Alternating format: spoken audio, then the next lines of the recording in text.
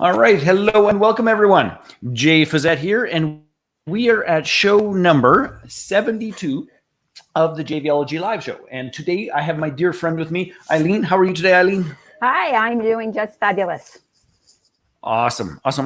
So the JVology show, we have a fantastic show for you today, and it is all about money, using money, making money, refinancing money, finding money, getting money. Did I mention money? And it is going to be money. It's going to be yes, exactly, an exceptional show. Now, a couple things. I need to tell people who don't know what JVology is, all those sorts of things, who we are, what we do, how we do it, and all that fun, wonderful stuff. So JVology, the perfect mix of people, fun, and profit, which let me change my little thing so you can actually see our cool, funky little logo, is an organization that I founded, oh goodness, maybe we're coming up on probably 4 years. And what we do is we help entrepreneurs to recreate their business model so that they have a steady stream of free, perfectly qualified leads at the front end, which the thing that most people struggle with, and recurring passive income at the back end, so that what transpires is the entrepreneurial journey is just one hell of a lot easier. Now, how we do that is we do collaborations or joint ventures with other brilliant entrepreneurs that help solve the problems of our clients in a more complete and comprehensive manner. Frankly, changing us from being service providers to being trusted advisors, and frankly, having a whole bunch more fun, making a whole bunch more money with people that we love and care about. So that is what we do. And we do that through shows like this, the JVology show, where we bring our community members to other community members and the world. We have a live event called JVology Live, which is coming up in September online, where we'll personally introduce you to literally 200 to 400 other entrepreneurs and joint venture partners who will transform your life and world. We have a monthly membership called the Global Lounge, where you get to do JV invitations and get in the center of deal flow for projects all over the world. We don't call it global by accident.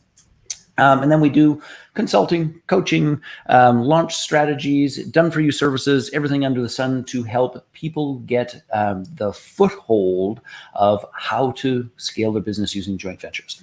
So that's a snapshot about us. In a moment or two, what's going to happen? Oh, I forgot a couple of mechanical details. For those of you who are already here, please know, and I see comments already, you might be watching this. You might be watching this show from Michelle. Money. Not that I'm a Trump fan, but that theme song for his show was quite phenomenal.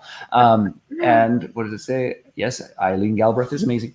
So a couple of things. Michelle's here making comments. You might be watching this show from a different page where if you comment there, we can't see it. So here's the suggestion. Click on the video or click on the little J Fazette button above the video. It will take you to the broadcast page, and then you can ask Eileen questions. We can serve and support you. We can make sure that we can do everything we can to help you with, let me get it back here, with hashtag money.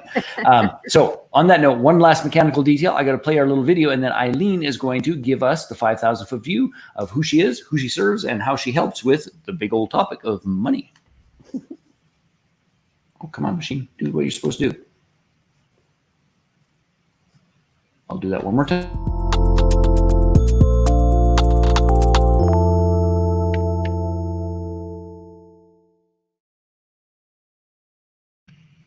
Alrighty, we are back. Eileen, I'll stop talking. Please tell the world who you are, how you do it. Hello, everyone. So I'm Eileen Galbraith, and this community knows me as the Credit Gal. Give me 1 second, please. Can you hear me? I don't know if that's just me or if that is, wait 1 second, please. I moved the screen monitor and I think that it, keep talking. Can you hear me now? Gotcha now. Yes, thank you. Okay. Please tell the world who you are, who you serve, the 5,000-foot view. Sure. So I'm Eileen Galbraith, known as the Credit Gal in most circles. And entrepreneurs hire me to be able to maximize their capital. And that gives them the opportunity to leverage their unique genius for their business. Let's face it, when most of us started our businesses, we were bootstrapping. We were using our own credit cards and maxing those out. We're going to friends and family and getting loans there. And some people have even taken the equity out of their homes to be able to start their business. So we stop that for you. We don't want you to do that anymore. So the biggest thing that we do is we help build credit in the name of your business. We take a look at your personal credit and make sure that things are aligned because we want you to get the most capital, the most money that you can. And when you build credit in the name of your business, that gives you 10, 20, 30 times more than what you would actually be able to get in just your personal world. And we don't want you to commingle those funds. We don't want you to commingle your credit. That's the gist of what we do. And I'm here to help people understand that how that happens. You'll see I have my funding letters behind me. It's a big part of what we do. So we help you to get things in alignment. We build those foundations and give you the opportunity to be able to maximize on the credit opportunities and those funding opportunities. And let's be clear about this. Many entrepreneurs starting out make that mistake of, well, it's not just commingling. Commingling money is one issue. Commingling credit can be a whole separate and other entertaining issue. So what exactly. what is, the number one mistake that folks are making trying to grow their business? And I mean, you sort of alluded to it with the bootstrapping piece, but perhaps you could add a little more detail to that in terms of what people do sort of accidentally. I think the biggest mistake is we don't get incorporated. We don't get a business name or a business entity. And in all of North America, and I'm talking to my Canadian friends too, you have an opportunity to build credit in the name of your business just as much as the United States does. And it all starts with getting that EIN. Stop being a sole proprietor. Stop trying to do it without getting everything else in place. You are singing my song. And so I want to give an example of this. First and foremost, and by the way, if I say something that doesn't fly in the U.S., just correct me, because I'm from Canada and all of those pieces. Right. But it was very clear to me at the very beginning that if we're to maximize our tax benefits, and we're going to go through the time, effort, energy of actually going into business for ourselves, is that to not have a corporation was just batshit crazy. So exactly, first and foremost, we want to do a little bit of income splitting between the corporation and the principals, and in so doing that gives us a whole bunch of other options, opportunities, and processes to actually take advantage of. So and ideally, and now I might be crossing the line, but what we want is for the appropriate tax deductions. So we want our corporation to be paying with pre-tax dollars as much as possible, so that we can mitigate our tax liability. Now, in Canada, we sort of get bent over in the tax department compared to you, our American friends. Yes, well, if you didn't follow that, tisk tisk.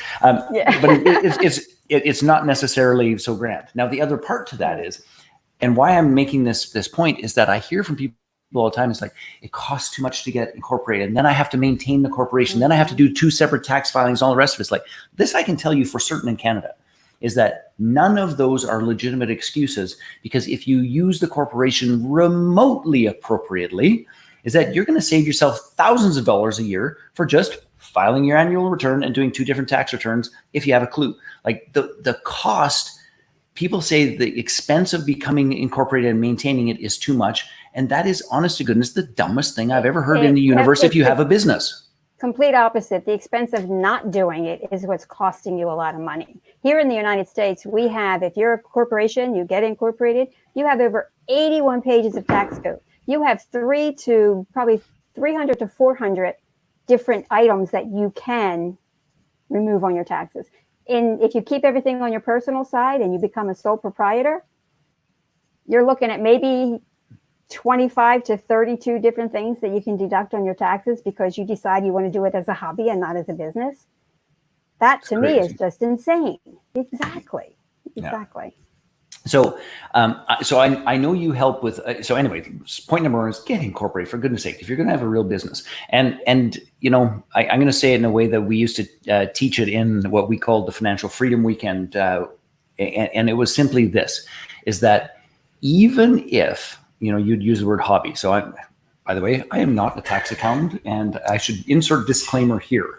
But this is what I would say to people, including my family members, which is, get a corporation, even if you have a hobby, if that hobby has the possibility of actually making you money, because the tax benefits and the capacity to write off a variety of pieces is still worthwhile. By the way, the Canadian tax law says is that the corporation has to be incorporated with the intention to earn a profit. But generally speaking, you don't have to earn a profit for really the first 3 to 5 years, as long as you are legitimately in the process of moving in that direction. They'll give you a waive. I don't know if that's similar in the US or not. That's in the States. Yes. Okay. Very Definitely. cool. Okay. So they're incorporated. Now what? So once you are incorporated, and it really doesn't cost that much. We help our clients get incorporated too. It doesn't cost that much to get incorporated. A lot of people think they have to go out and start this big, huge thing to wrap around their business when they need to start small. And as your business grows, your corporation strategy grows with you. So you have to start in the right levels of where you currently are, and depending on what field you're in. So the very next thing that you want to do is we're building the foundation for your business. So you've spent a lot of time, energy, and effort in creating this business that you want to have. We want to protect it. We want to make sure that anything happens in your business is taken care of by the business and does not affect your personal side. That's the biggest reason we want to stop commingling all of these things. So the very next step is you need to open up your business account, your checking account on that EIN, or in Canada, I believe it's the BN, the business number. You want to make sure, or if you're in Quebec does a lot of things differently. You have that NEQ number in Quebec. Very different. I'm not going to say a word. To that. Yeah, you're from Canada. I'm from Canada and I'm French. My last name is actually Fizet, and we'll just let that be where it is. When you're doing your research about getting there, you can contact me. We'll help you with that, even in Canada. We know who to go to and who's going to get you started the right way. But get that business checking account. And the reason for that is, here in the States, I'm not sure in Canada, but you can probably help me check that out, Jay. Our underwriting system, when you go to get the money, when you go to seek out the money, they believe that your company started not the day you incorporated it, the day you opened your checking account, because that's where all your money is going to move through. So you could have been incorporated 20 years ago, but you finally decided, don't know why you would, to get a checking account. That's the underwriting date that they're looking at that your business started. So that's the second most important thing for you to do. So just on that note, I appreciate that, because we are, this COVID has caused us some complications, because I was actually, we're just in the process of setting up our US structure and all of those pieces. And I wanted to go and actually to the branch and do all those sorts of things, because the cross-border banking and all the rest of it. But I still actually haven't opened up that US account. Like, I have a Canadian US account, but not a US account, if that makes any sense. But I did not know the truth of that.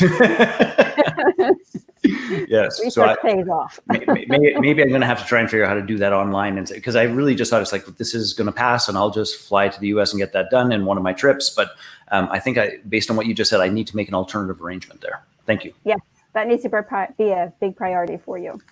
Yeah, and when you're doing that, you need your incorporation documents with you. You know, your standard operating agreements and those types of things.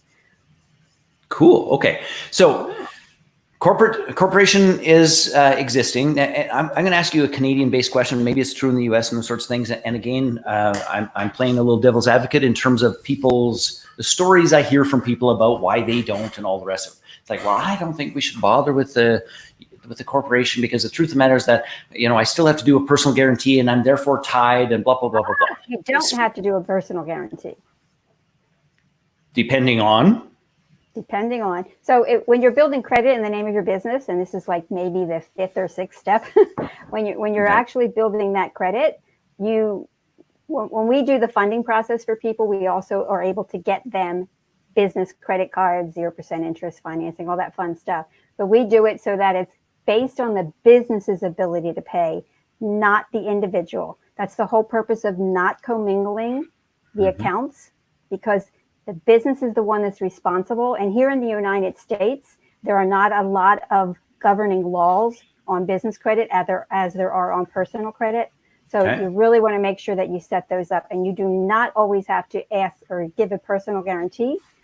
One of the mistakes, and this is the next step actually, one of the mistakes that people make is when they go in and they open their checking account with their bank, the next thing they say is, I want a business credit card. Bank's going to love you. Of course, they're going to give you one, but they are going to require your social security number in the States, or your BN, or your what's equivalent? Social SIN? Yeah, social insurance number. Insurance number. They're going to require that as personally guaranteeing that credit card.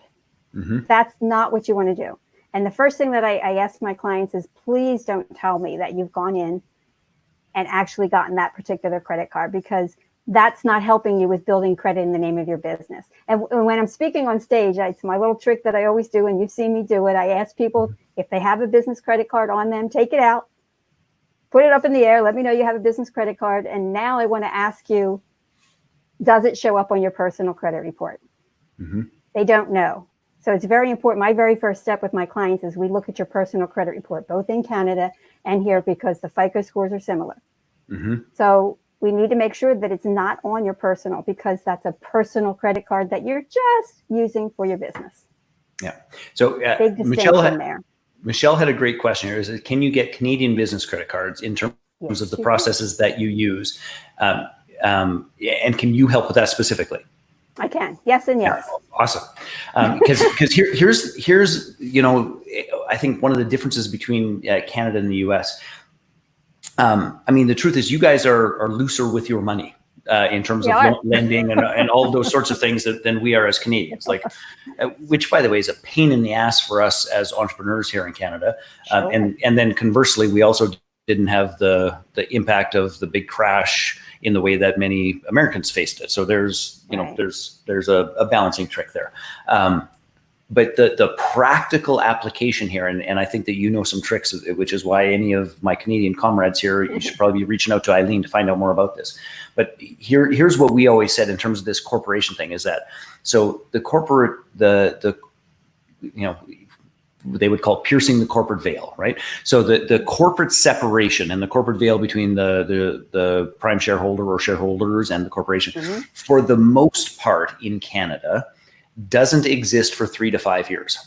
And what that simply means is that, yes, go get a corporation instantly and do everything you can. And with your tips and tricks, perhaps they can actually begin to get those two things separated right out of the gate. But often it is 3 years, 5 years down the road where the corporation actually is a real business, is a real entity, all those sorts of things. And now you're trying to do some financing and they say, oh, and we'd like a personal guarantee. And we say, yeah, screw it. So you take me at this or you don't.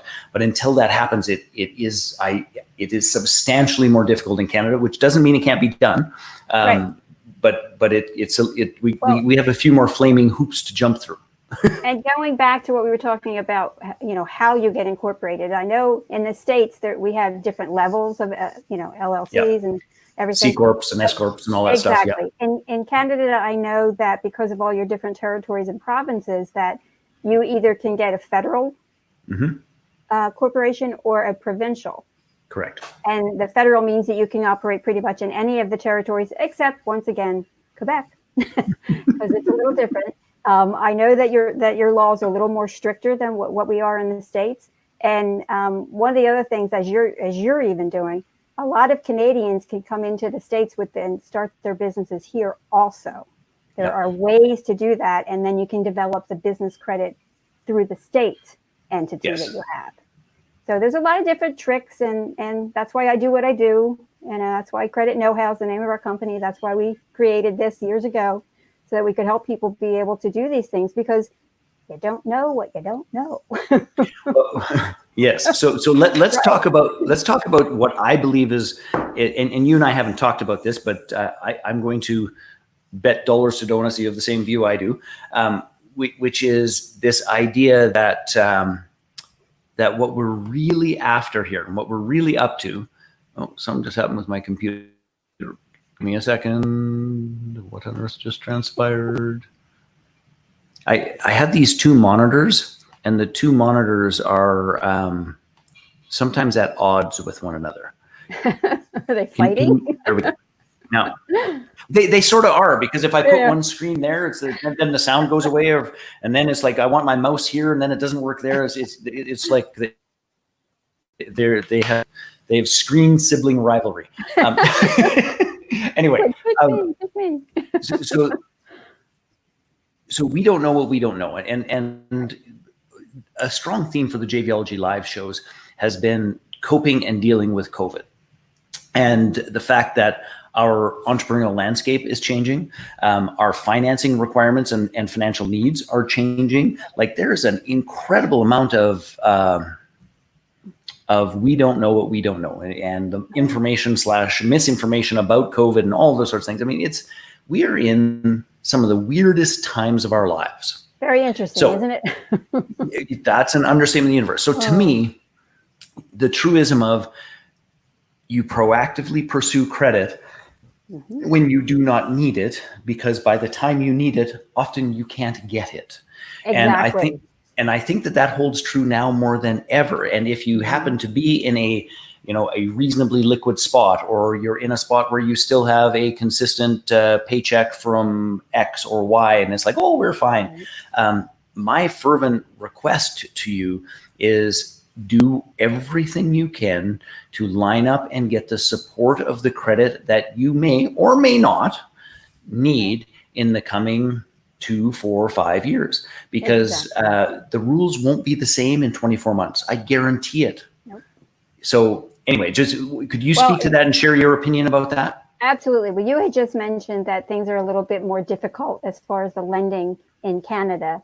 In the States, when COVID happened, we were still able to get people funding, get access to things. We did, our government did the CARES Act, which there were programs that the business owners could apply for, the payroll protection plan, the EIDL, but you had to go through that a certain way. And some of my clients, when I talked to them, it's like, you need to apply for this, even if you don't need the money now. To your point, we do not know what's going to happen in the next 2 years.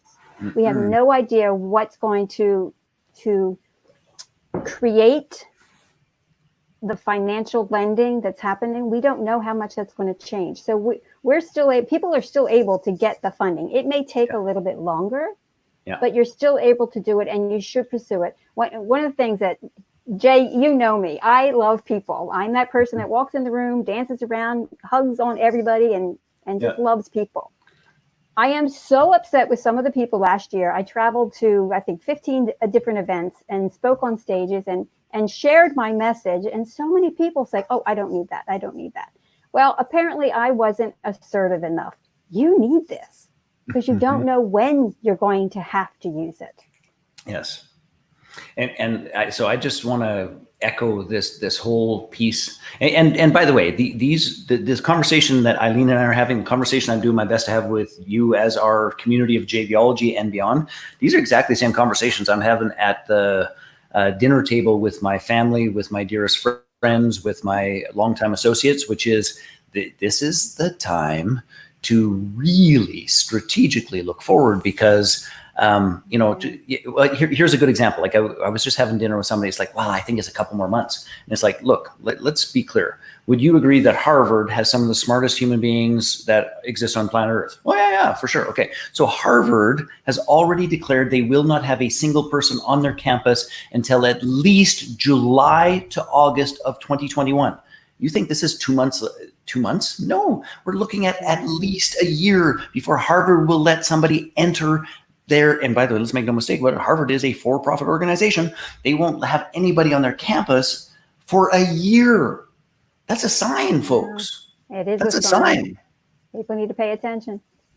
So anyway, and by the way, gang, I'm not here to fear monger any of that shit. it's like, there is so much, I'm going to call it distraction and shuffling around, that in the face of epic change, all we can do is our own piece of batten down our hatches, make certain that we've got our shit covered as much as we can, get access to as much credit as we can should we need it, and provide ourselves, our businesses, and our families and our communities with as many choices as possible, which is why I was so excited to have you on the show.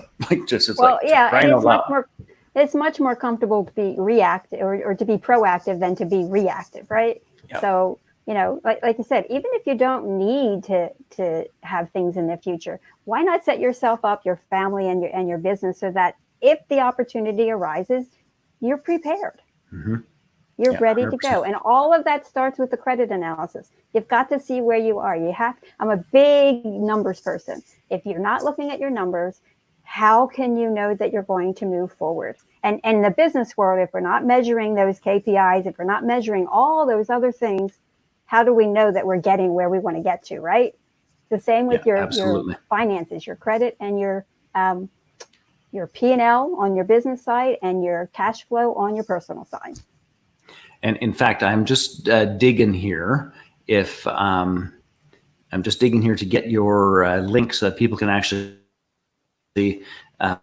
book a credit analysis with you. So why don't you tell them exactly what happens when they choose to book and how that goes and what the risks and the obligations are and all those pieces, and I will dig up the link and absolutely. So get that in the chat. The very first thing that I do, we have a 30-minute conversation just to see where you are. We do a little fact finding and find out what your needs are, what your goals are.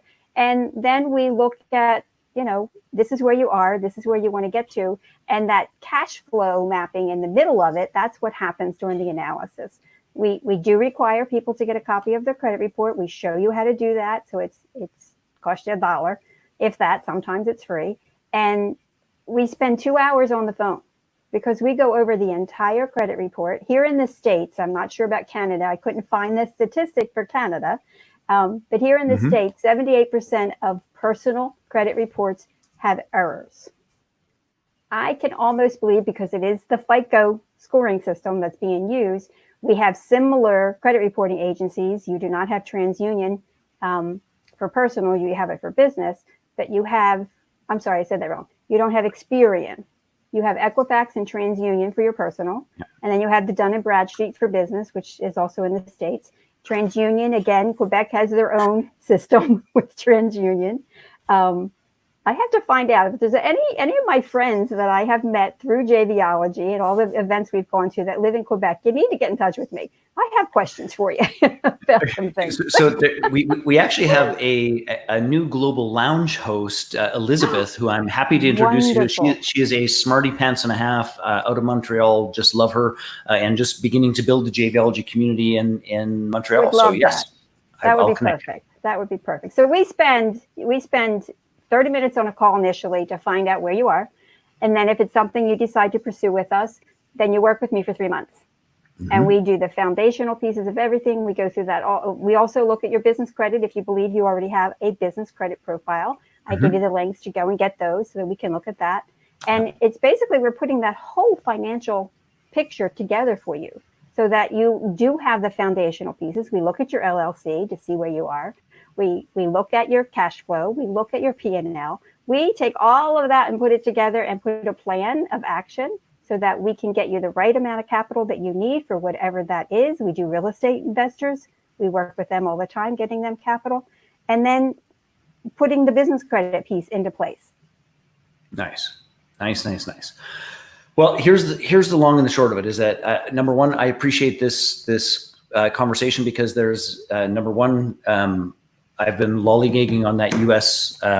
bank account because I used to go there twice a week, and now I haven't been there for 4 months.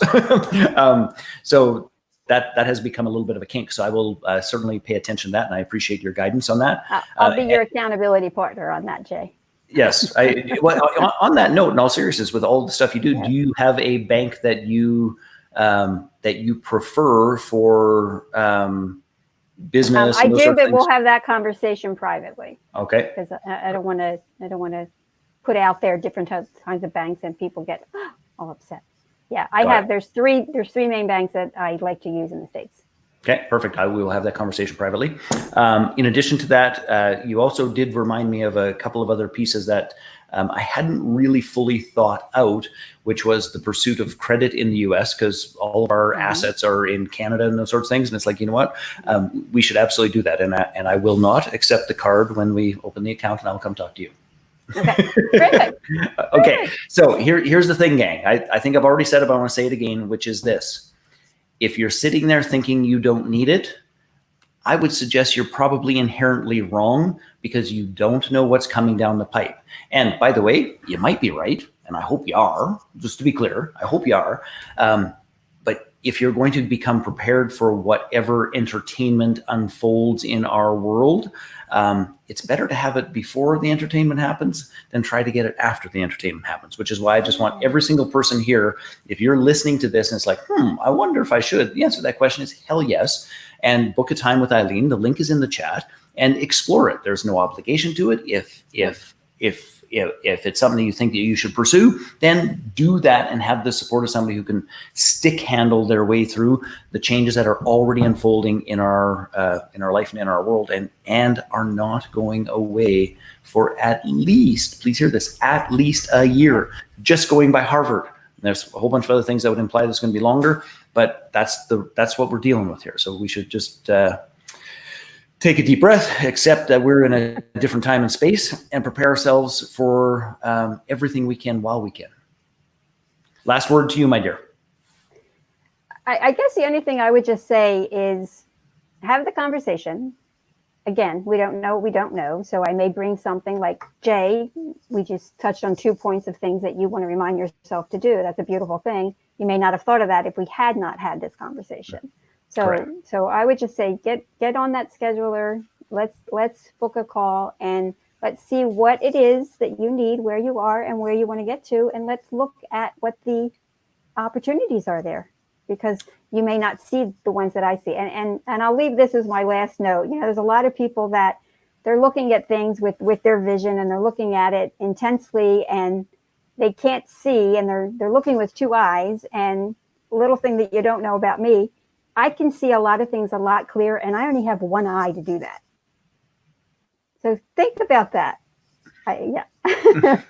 We've known each other a while, and you did not know that about me. So my vision is very clear on helping you get where you want to get to. I love that, and I appreciate you. All right, my friends, links in the chat. Go get this thing handled. It is more important than any of us realize right here, right now, this second. And this is recorded and on record, and we will come back to it in a year from now. And both Eileen and I will say, we told you so. That's right. Exactly. All right, my dear, you have a fantastic day, and we will talk soon. All right, Jay. Thank you so much.